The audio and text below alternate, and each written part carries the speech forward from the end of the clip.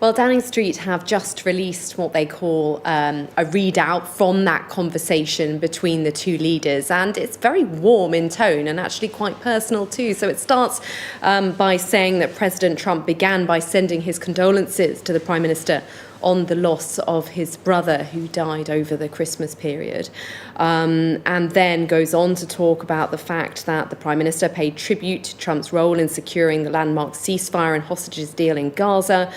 President welcomed the release of the British hostage Emily Damari and sent his best wishes to her family. They talked about working together for the security of the Middle East, as well as discussing trade and the economy, with the Prime Minister setting out how we're deregulating to boost growth. The two leaders stressed the importance of the close and warm ties between the UK and the US.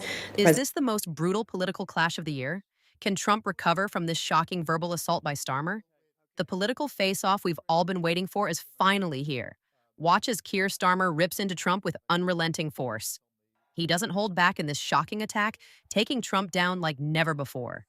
The drama between Starmer and Trump is heating up, so keep watching to catch every intense moment. When you think about Keir Starmer, the UK's Prime Minister, and Donald Trump, the former US President, it's clear that they're as different as night and day. Their personalities, views, and politics couldn't be more opposite. The vast Atlantic Ocean that separates their countries is a symbol of just how far apart they are. But here's the surprising bit. In public, they've been polite and diplomatic about each other, at least for now. Of course, I wouldn't want Donald Trump round for dinner. But don't underestimate the danger to the world if Trump is re-elected this time around. I'm anti-Trump. I would like to send my warmest congratulations to President Trump on his inauguration as the 47th President of the United States. Over the weekend, Sir Keir Starmer and Donald Trump had a phone call that lasted about 45 minutes. This happened just a few hours after Trump commented to the BBC while on Air Force One. Trump, never one to hold back his opinions, said Starmer was doing a very good job so far. Coming from Trump, that's a rare compliment. He said, "He's a liberal, which is a bit different from me, but I have a very good relationship with him." The EU treats us very, very unfairly, very badly. They have a large tax that we know about, and a VAT tax, and it's a very substantial one. They don't take essentially don't take our farm products, and they don't take our cars, yet they send cars to us by the millions. Now, this might sound surprising, given how different their views are. Trump is known for being bold and controversial, while Starmer is more measured and calm. Yet, during their call, it seems they managed to keep things professional and civil. It's interesting to think about how two leaders with such opposing beliefs can still find a way to communicate without butting heads, at least for now. This exchange shows that even in politics where disagreements are common, leaders can sometimes find ways to maintain respect, even if their philosophies are miles apart. It also leaves you wondering what went down in that conversation, if this polite tone will last, or if it's just the calm before the storm. What do you think Trump's inauguration means for the UK? I think it means a huge amount. This is a real turning point for the Americans on secure borders, a sound economy, cutting inflation, an end to the woke, diversity, inclusion, nonsense that's taken over their military and their public institutions. And from a UK perspective, we must be able to absorb some of this changing trend and culture that will be led by the Americans under President Trump. When Prime Minister Sir Keir Starmer and US President Donald Trump spoke recently, their 45-minute phone call turned heads for many reasons. Although these two leaders have vastly different political views, the conversation revealed some unexpected moments of agreement and mutual respect. Starmer even took a moment to thank Trump for securing a significant ceasefire and hostage deal in Gaza. Trump, known for his fiery statements, had previously warned Hamas of hell to pay if hostages weren't released, which led to significant pressure on Israeli Prime Minister Netanyahu to strike a deal. Their conversation also touched on shared concerns about security in the Middle East. Starmer highlighted how his government is taking steps to boost growth by cutting red tape, a move Trump seemed to appreciate, given his deregulatory agenda during his time in office. Despite their differences, Trump called Starmer a very good guy and praised his leadership, showing that even political opposites can find common ground. Interestingly, the call wasn't just about serious topics. Trump began by offering his condolences for Starmer's brother's recent death, showing a softer, more personal side of their interaction. He also admired the UK's royal family, describing Prince William as a good man doing a fantastic job. While the conversation avoided controversial topics, like tariffs and a proposed deal over the Chagos Islands, it focused on areas where cooperation is possible. Despite their clear philosophical differences, both leaders expressed their intention to meet soon, which could mark the start of a more collaborative relationship between the US and the UK. But let's talk now to Ali Tolhurst, chief reporter at Politics Home. There's a couple of big stories this morning to get our teeth into, all of which probably will surround the Donald Trump issue. Donald Trump finally made a phone call to Downing Street yesterday. Alan, very good morning to you. Morning, Mike. So, interesting, isn't it? Because all the people who said, it doesn't matter about Donald Trump, doesn't really matter if he gets invited to the inauguration, doesn't matter if he doesn't talk to him first. They're all kind of going, he made the call, he did, he's now made the call, everything's fine. But it isn't really, is it? Nothing's really changed. No, and I think what's quite interesting is that from the readout, which is, we'll kind of get onto kind of the difference between like a readout, the kind of bland, banal summary, and actually what probably happened on the call. But it's clear from the reporting that they didn't touch kind of some of those key dividing lines, so things like tariffs, the deal with the Chagos Islands, that sort of stuff. And so clearly there is still going to be, this was the kind of the call to kind of just to make nice, to touch base, as they say, but actually it doesn't really cover some of those big kind of issues that clearly are going to come between the UK and the new American administration. Let's talk about two very different people. Sir Keir Starmer, often called Mr. Rules, and Donald Trump, known for breaking almost every rule in the book. One's a lawyer and human rights expert. The other is a bold real estate mogul from New York. These two aren't precisely cut from the same cloth. Even before diving into their policies, their personalities are like night and day.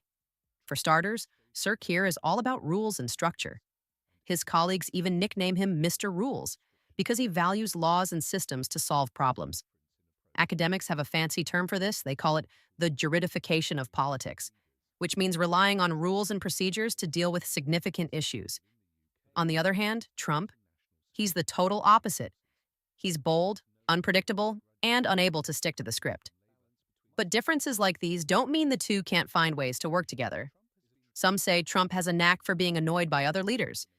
The key is approaching him in a way that gets his attention.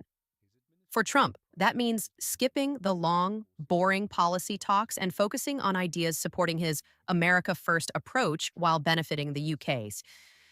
Things like the Middle East, Ukraine, or anything that lets Trump make his mark on history will likely interest him. Celebrations kick off with a UK-US party here tonight. This is the only ticket in town tonight.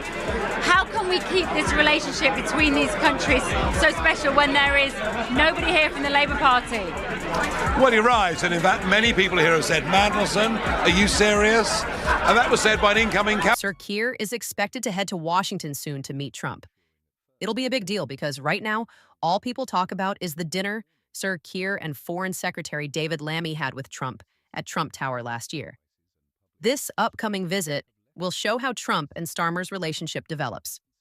Some leaders, like Italy's Giorgia Meloni or Hungary's Viktor Orban, might click with Trump more because they share his views. But Sir Keir will have his moment soon enough. When that meeting happens, what they discuss matters. Ukraine is a hot topic. Sir Keir recently visited Kyiv and signed a 100-year pact to show the UK's support for Ukraine. Trump, however, has said he plans to end the war quickly, which some worry could leave Russia looking like the winner. The question is whether Trump can sell such a deal and whether Russia's President Putin would agree. Then there's trade. The US is the UK's biggest trading partner, making up about 18% of all UK trade. Trump has been known to threaten tariffs, which are taxes on imports.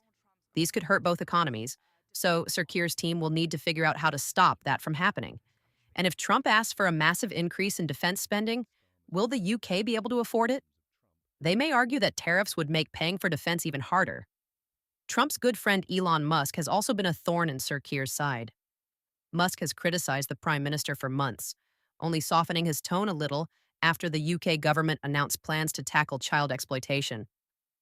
One thing Sir Keir might keep up his sleeve is the possibility of inviting Trump for another state visit to the UK.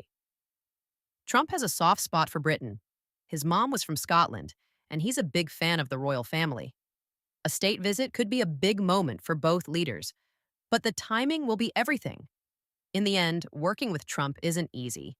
He's famously unpredictable. As these two very different leaders begin this new chapter, the world is watching closely to see what happens next. Keir Starmer, the UK Premier. Yes, he's coming tonight.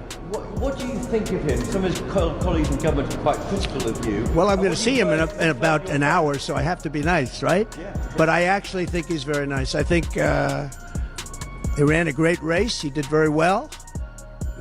It's very early, but he's popular, and I'll be seeing him, and I'll send you regards. Of course, I wouldn't want Donald Trump round for dinner, but don't underestimate the danger to the world. Keir Starmer and Donald Trump recently had their first big conversation since Trump's inauguration, and it's already making headlines. People discuss how the two leaders interacted, mainly because their personalities and styles differ. While Trump is known for being bold and unpredictable, Starmer is often described as measured by the book. This meeting was a chance for both to feel each other out, and it was handled with a lot of care. Reports from London describe the call as very warm and very personal. The goal wasn't to discuss detailed policies, but to build a good first impression. Both leaders aimed to create a friendly connection and test the waters before any tricky topics came up. It is like meeting someone new and trying to get along before discussing serious matters. Of course, tricky topics are waiting just around the corner.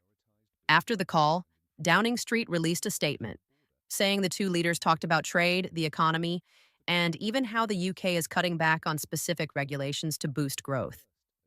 This is an interesting move for Starmer, who's seen as a left-wing leader, but mentioning deregulation could be a way to appeal to Trump's love for business-friendly policies.